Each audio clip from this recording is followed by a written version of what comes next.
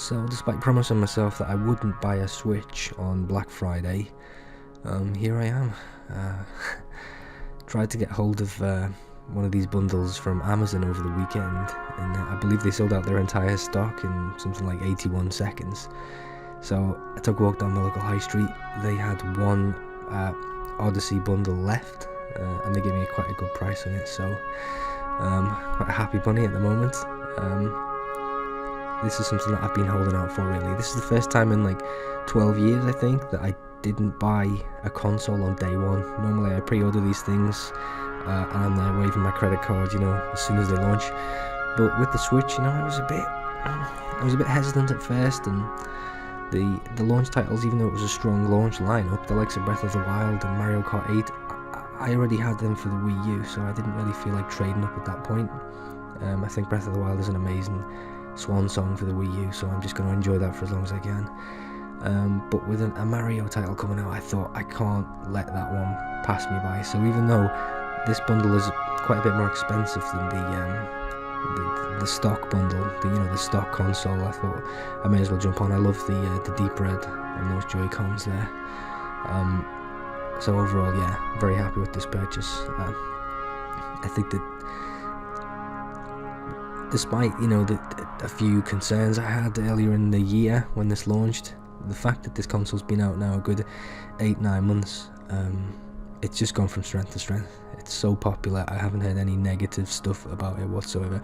There was a few launch issues with screen problems, things like that, which is why I picked up these screen protectors, because the videos I was seeing back in March, there was a few people who had scratches on their screen, sometimes from the dock, sometimes from just general use. They were getting a few issues with that, because the screen, as far as I can tell, is not a glass screen. It's actually a plastic screen, and the touch capacitor on it is, you can actually tell when you press on the screen that it is susceptible to damage. So and anyone who knows me knows that I'm quite OCD when it comes to screen technology, especially for any kind of handheld. If I get a new phone or a tablet or a gaming device, if it's got a screen on it, especially if it's touch, I need to get that covered up, especially with something like this. This is a nice little matte screen protector that I picked up for a good price. I think the matte protectors do actually make it, I think they actually improve most screens that you put them on. They can reduce the glare, they can make it seem a bit sharper, and overall I just think that it's better to be safe than sorry. It must just be a horrible feeling if you take the Switch out of its dock and it's got a scratch on it that's going to be there for forever. I don't know, that's something that I struggle to deal with. So you can see why I'm obsessively trying to force these bubbles out of this piece of film here.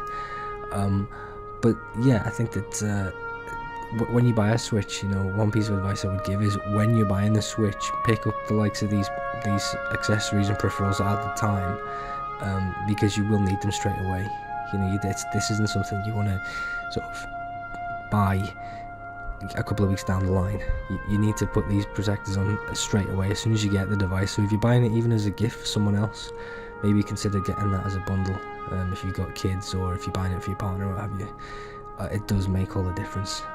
I think it actually improves the way the screen looks as well. It makes it just seem that little bit sharper. A bit disappointed with the actual code inside. It is just a code you get. You don't actually get a boxed version. You'll get a cartridge, nothing. So delving deeper into the box, we've got a manual that I'll probably never read. Got a HDMI cable, got about 2 dozen of them, still sealed. Decent sized power brick and AC adapter.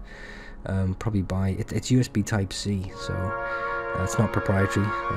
These are just the little collars that fit over the Joy-Cons if you're going to use them undocked. And this is the little grip that you get. It's not a charge grip, but it is a really nice sort of slick way of holding the Joy-Cons if you don't just want to hold them naturally in your hands. This is the actual dock itself. Not really going to open that. I plan not to use this docked as much as possible. I plan to use it mobile.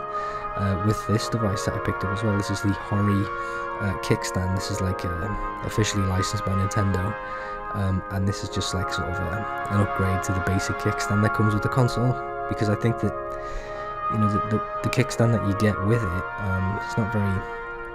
it's not very reliable. It's not very versatile.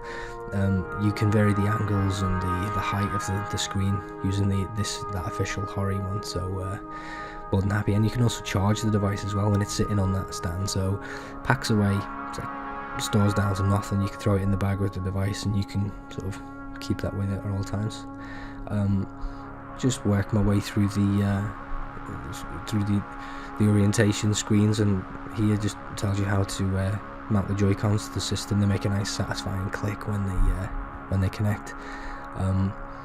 And obviously, you know, I've seen enough videos, I'm sure you have, where people have put the Joy-Cons in the wrong way. I still don't know if there's a proper official fix for that.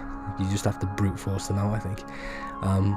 But the setup screens are really useful. They really do help orient you and tell you how to set it up. And it's something that I'd never really thought of before. But holding the Joy-Cons naturally in your hands and not having them connected to a dock, whether it's the grip or whether it's the side of the console, just holding them at your sides is actually really comfortable, and it seems to work well.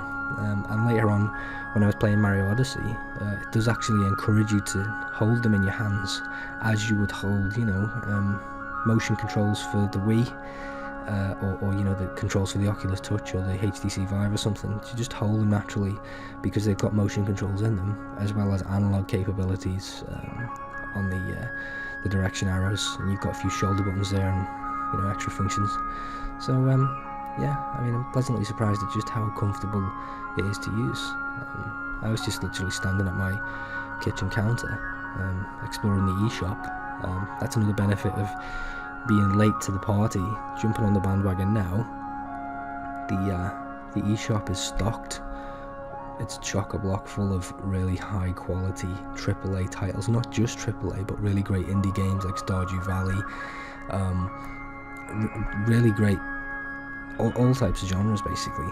And obviously in my experience in the past, when I've jumped on other platforms day one, sometimes the launch lineup isn't very strong. You end up sort of, you know, settling for whatever's available really. But I mean, I'm never going to run out of games to play on this thing. You've got like Skyrim, LA Noire, Doom, all these AAA titles that are basically home console titles.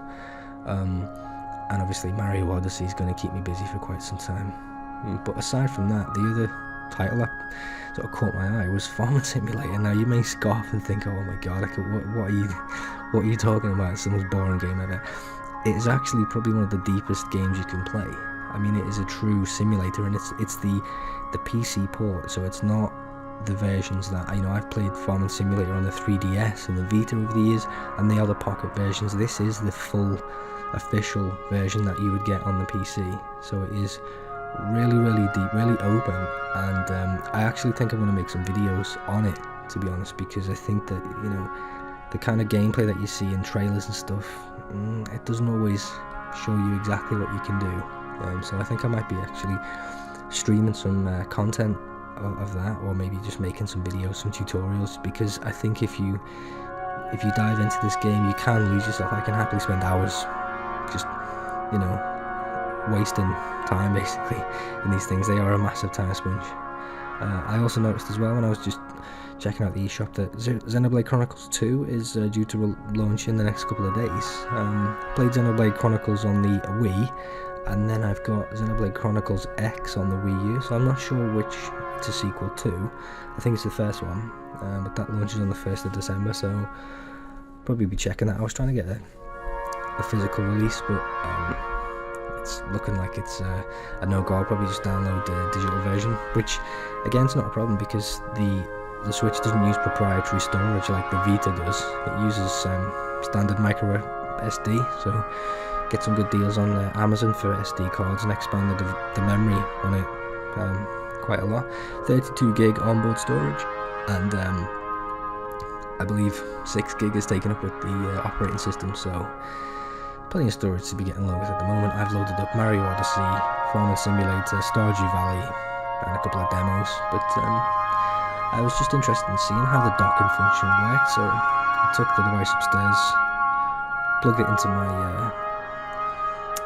one of my PC monitors, and I had the dock under the desk, and it was literally I was shocked at how easy it was to just lift up the console, drop it into the dock, and literally without skipping a beat, the device itself switched automatically via that USB-C connection to the monitor. It actually switched on the monitor, and there was my game. It didn't pause the game, didn't slow down, there was no, it didn't back out into the menus, there was no confirmation needed.